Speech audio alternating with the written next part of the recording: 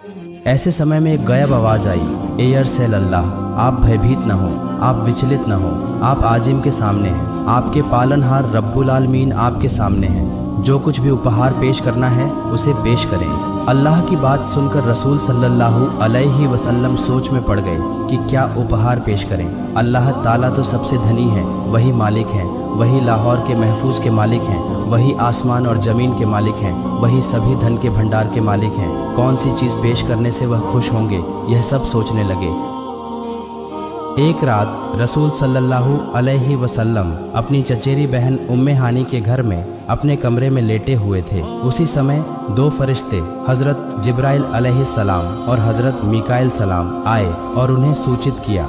फिर सबसे पहले उन्हें हाकिम के काबा के पास ले गए, उसके बाद उन्हें जमजम के कुएं के पास ले गए। वहां उन्हें लिटाकर उनका सीना चीर दिया, अर्थात सीने की सर्जरी करके दिल को निकालकर जमजम के पानी से धोया। फिर उसमें ईमान और हिकमत भर दिया, उसे पुनः अपनी जगह पर स्थापित कर दिया। ऐसा करने का उद्देश्य था कि उनके दिल में ऊपरी दुनिया के वातावरण को सहन करने की क्षमता, अल्लाह की शक्ति को समझने की ताकत और अल्लाह के कलाम को सुनकर सहन करने की क्षमता विकसित की जाए। इसके बाद बुराक नामक एक जानवर लाया गया। हदीस के अनुसार बुराक एक विशेष प्राणी है जिसका आकार खच्चर से छोटा और गधे से थोड़ा बड़ा था। उसकी गति इतनी तेज थी कि वह दृष्टि की सीमा तक जाकर एक एक कदम रखता था।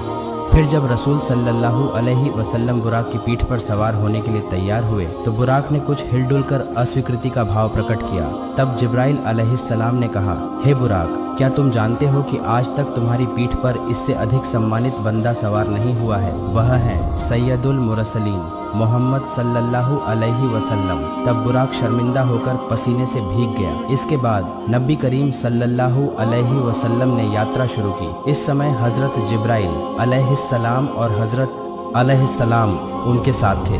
जब वे जा रहे थे तो रास्ते के किनारे एक वृद्धा के पास से गुजरे। वृद्धा ने रसूल सल्लल्लाहु अलैहि वसल्लम को पुकारा।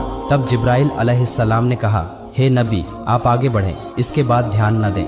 कुछ देर और चलने के बाद एक और वृद्धा से मुलाकात हुई। उसने भी रसूल सल्लल्लाहु अलैहि वसल्लम को बुलाया, लेकिन जिब्राइल अलैहिस्सलाम ने कहा कि आगे बढ़ें। कुछ और आगे बढ़ने पर उन्होंने देखा कि एक समूह के लोग हैं जिन्होंने नबी करीम सल्लल्लाहु अलैहि वसल्लम को देखकर कहा, अस्सलामु अलैकुम याहू, अस्सलामु अलैकुम या आखिर अस्सलामु अलैकुम। तब जिब्राइल अलैहिस्सलाम ने कहा, आप इनका सलाम का जवाब दें। इसलिए नबी करीम सल्लल्लाहु अलैहि वसल्लम ने उनका सलाम का जवाब दिया। इसके बाद वह समूह चला गया। तब जिब्राइल अलैहिस्सलाम ने कहा कि वह वृद्धा जिसे आपने सड़क के किनारे आपने देखा कि वह दुनिया है, यह वृद्धा बुढ़ापे की अंतिम सीमा पर पहुंच गई है। उसकी जिंदगी के दिन अब गिने चुने हैं। ठीक उसी तरह दुनिया की स्थिति भी है। दुनिया भी अपनी अंतिम सीमा पर पहुंच चुकी है। और उस वृद्धा को आपने देखा, वह शापित शैतान है। उनका उद्देश्य था कि आपको उनकी ओर आकर्षित करना। और तीसरे समूह से आपकी मुलाकात हुई और उसने आपको सलाम किया। ये हजरत इब्राहिम अलैहिस्सलाम, हजरत मूसा अलैहिस्सलाम, हजरत ईसा अलैहिस्सलाम या रसूल सल्लल्लाहु अलैहि वसल्लम थे। फिर आप आगे बढ़ने लगे। चलते चलते एक जगह उन्होंने एक समूह के पास से गुजरे जिनके हाथों में बड़े बड़े नाखून थे और वे उनसे अपने चेहरे को घायल कर रहे थे। रसूल सल्लल्लाहु अलैहि वसल्लम ने जिब्राइल से पूछा, ये कौन लोग हैं? जिब्राइल ने उत्तर दिया, ये वही लोग हैं जो दुनिया में लोगों का मांस खाते थे, अर्थात ये दुनिया में जाकर चुगली करते थे और फिर निंदा करते थे। ये लोगों की बुराई करते थे, इसलिए उनकी यह स्थिति है। इसके बाद रसूल सल्लल्लाहु अलैहि वसल्लम फिर से आगे बढ़े और कुछ दूर जाने पर एक व्यक्ति को देखा। खून की नदी में डूबते उतराते देखा और देखा कि वह पत्थर खा रहा है। रसूल सल्लल्लाहु अलैहि वसल्लम ने जिब्राइल से पूछा, यह व्यक्ति कौन है? जिब्राइल अलैहिस्सलाम ने कहा, यह वही व्यक्ति है जो दुनिया में लोगों का खून पसीना करके पैसा कमाता था और वह अवैध रूप से उन्हें लेता था। फिर नबी करीम सल्लल्लाहु अलैहि वसल्लम ने फिर से चलना शुरू किया। कुछ समय बाद उन्होंने एक समूह को देखा जिनके सिर पत्थरों से कुचले जा रहे थे और फिर तुरंत ही वे पहले जैसे हो जाते थे। फिर से पत्थर मारकर कुचला जा रहा है। यह लगातार चल रहा है। रसूल सल्लल्लाहु अलैहि वसल्लम ने पूछा, ये लोग कौन हैं? जिब्राइल अलैहिस्सलाम ने उत्तर दिया, ये वे लोग हैं जो फर्ज नमाज अदा करने में आलस्य करते थे। फिर कुछ दूर आगे बढ़ते ही उन्होंने एक समूह को देखा। उन्होंने देखा कि उनके सामने एक बर्तन में पका हुआ भोजन है और दूसरे बर्तन में कच्चा मांस है, लेकिन लोग पका हुआ अच्छा मांस छोड़कर कच्चा और सड़ा हुआ मांस खा रहे हैं। तब रसूल सल्लल्लाहु अलैहि वसल्लम ने जिब्राइल अलैहिस्सलाम से पूछा, ये लोग कौन हैं? जिब्राइल अलैहिस्सलाम जवाब दिया, ये आपके उम्मत के वे सभी पुरुष और महिलाएं हैं जिनके घर में हलाल पति या पत्नी होने के बावजूद ये अन्यत्र अन्य पुरुषों और महिलाओं के साथ रात बिताते थे। फिर कुछ दूर जाते ही रसूल सल्लल्लाहु अलैहि वसल्लम ने देखा जैसे एक तंदूरी रोटी बनाने की भट्टी है जिसमें आग धधक रही है। कुछ नग्न पुरुष और महिलाएं आग के बीच घूम रहे हैं। वहाँ से भयानक बदबू आ रही है और सांप और बिच्छू उनके गुप्तांगों को काट रहे हैं। रसूल सल्लल्लाहु अलैहि वसल्लम ने पूछा, ये लोग कौन हैं जिब्राइल? अल्लाह ने कहा, ये वे व्यभिचारी पुरुष और महिलाएं हैं जो बिना शादी के इसमें लिप्त होते थे। फिर कुछ दूर जाते ही देखा कि एक व्यक्ति एक बड़ा लकड़ी का गट्ठर जमा कर रहा है और उसे सिर पर उठाने की कोशिश कर रहा है, लेकिन असफल हो रहा है। फिर वह और लकड़ी लाकर गट्ठर को भारी कर रहा है। फिर से सिर पर उठाने में असफल होकर गट्ठर को छोड़ देता है। लकी कपड़े पहन रहा है और बोझ को भारी कर रहा है, जबकि उसे यह करना चाहिए था कि जब उसने देखा कि बोझ भारी हो गया है तो उसे कुछ कम कर लेना चाहिए था, लेकिन वह इस अनोखे काम से विपरीत काम कर रहा है। रसूल सल्लल्लाहु अलैहि वसल्लम ने पूछा, क्या मामला है? क्या उसने जीवन का सब कुछ दे दिया? वह आपके उम्मत का वह व्यक्ति है जिसके ऊपर लोगों का हक और बकाया है और वह उसे अदा नहीं कर पा रहा था, जबकि दिन ब दिन वह कर्ज का बोझ और बढ़ा रहा था। फिर कुछ दूर आगे बढ़े तो देखा कि एक जगह कुछ लोगों को जीव या कैंची से काटा जा रहा है। फिर तुरंत ही वे ठीक होकर पहले जैसे हो जाते हैं। फिर से उन्हें काटा जाता है और वे फिर से पहले जैसे हो जाते हैं। इस स्थिति में चल रहा था। रसूल सल्लल्लाहु अलैहि वसल्लम ने पूछा, ये लोग कौन हैं? जिब्राइल अलैहिस्सलाम ने जवाब दिया, ये वे लोग हैं जो दूसरों को उपदेश देते थे लेकिन खुद उस उपदेश के अनुसार अमल नहीं करते थे। इस तरह कई घटनाओं के बीच से गुजरते हुए रसूल करीम सल्लल्लाहु अलैहि वसल्लम बैतुल मुक़द्दस पहुंच गए। वहां जाकर उन्होंने उसे उस जगह बांध दिया जहां पहले के नबीगण अपने जानवरों को बांधते थे। कुछ वर्णनों के अनुसार हजरत जिब्राइल अलैहिस्सलाम ने खुद अपनी उंगली से एक पत्ता तोड़कर दिया था, फिर उसमें बुराक को बांध दिया था। खैर, फिर बैतुल मुक़द्दस में प्रवेश करके रसूल सल्लल्लाहु अलैहि वसल्लम ने पहले 2 रकात नमाज अदा की। इस तरह मस्जिद में नमाज अदा की। इस बीच रसूल सल्लल्लाहु अलैहि वसल्लम के आगमन के अवसर पर अल्लाह ताला ने उन्हें स्वागत करने के लिए वहां उपस्थित किया था। साथ ही वहां कई फरिश्ते भी आए थे। इसके बाद हजरत जिब्राइल अलैहिस्सलाम ने आज़ाद किया और इमामत के लिए रसूल सल्लल्लाहु अलैहि वसल्लम को आगे बढ़ा दिया गया। नतीजतन उन्होंने सभी नबी और रसूलों की इमामत करते हुए 2 रकात नमाज पढ़ी। नमाज के बाद उन्होंने विशेष नबी और रसूलों से मुलाकात की। सभी ने उनका स्वागत किया और उनकी प्रशंसा की। इसके बाद जब वह मस्जिद से बाहर आए तो उनके सामने 3 प्याले पेश किए गए। एक पानी का प्याला था और दूसरा दूध का। रसूल सल्लल्लाहु अलैहि वसल्लम ने दूध का प्याला स्वीकार किया। तब जिब्राइल अलैहिस्सलाम ने कहा, रसूल अल्लाह, आपने सही चीज को अपनाया है।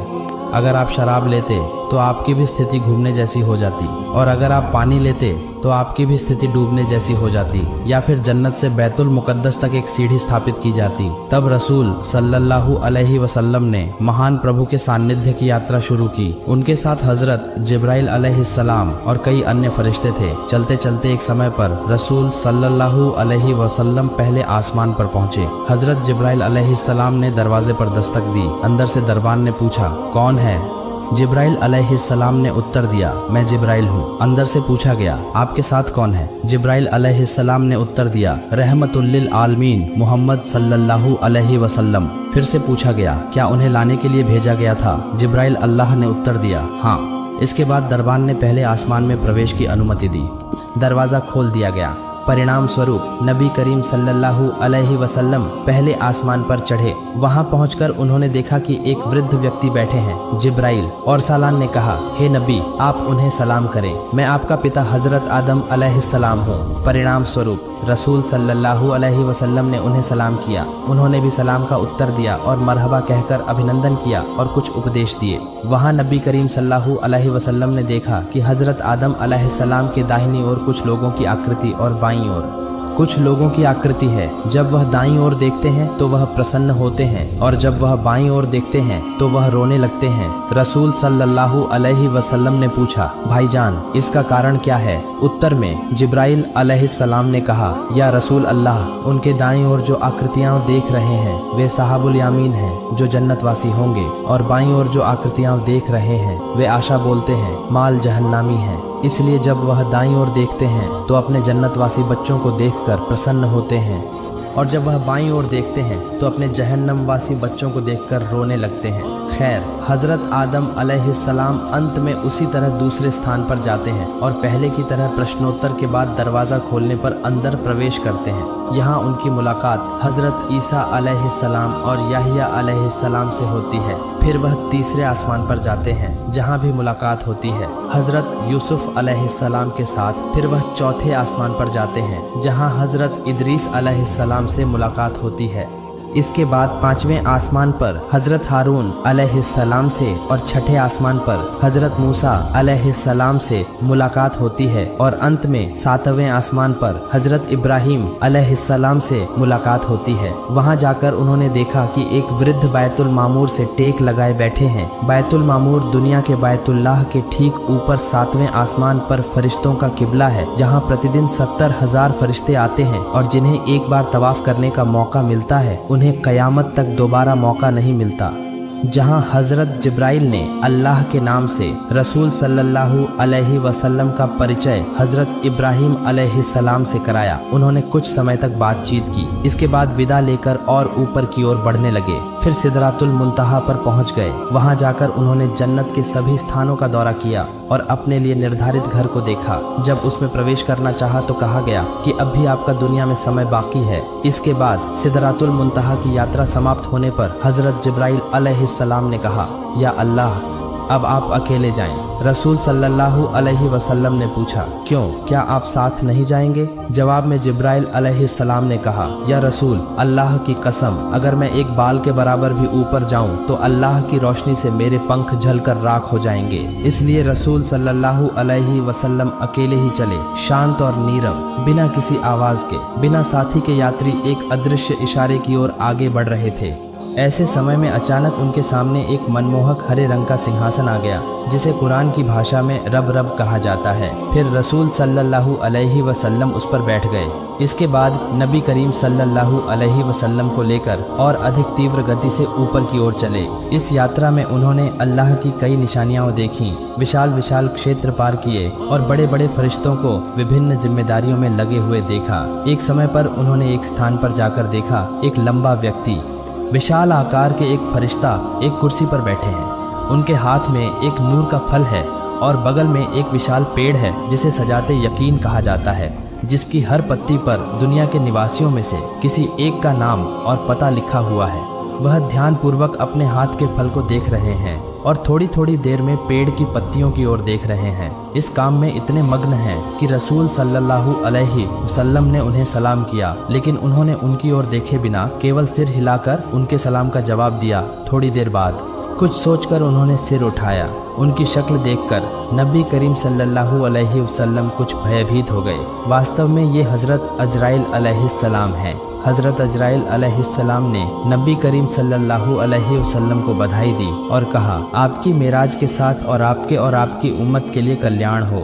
हज़रत अजराइल के ऐसे सुंदर व्यवहार को देखकर रसूल सल्लल्लाहु अलैहि वसल्लम का डर समाप्त हो गया। इसलिए उन्होंने पूछा, आप अकेले पूरी दुनिया के सभी प्राणियों की आत्मा कैसे लेते हैं?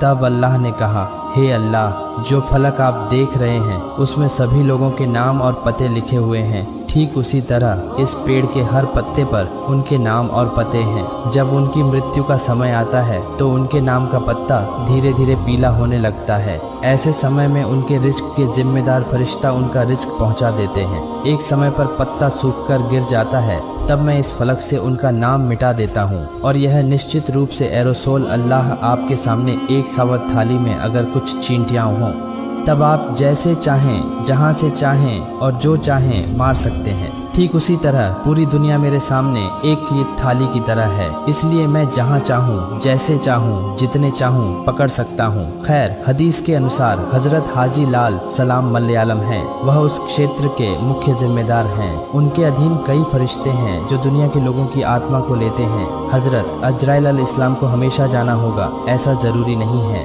फिर रसूल सल्लल्लाहु अलैहि वसल्लम ने कहा, भाई अजराइल, जब आप इंसानों की आत्मा लेते हैं तो उस व्यक्ति को किस तरह की पीड़ा होती है? तब अजराइल अलैहिस्सलाम ने कहा, अल्लाह के नबी हजरत इदरीस अलैहिस्सलाम ने मृत्यु से पहले मृत्यु का स्वाद महसूस करना चाहा था।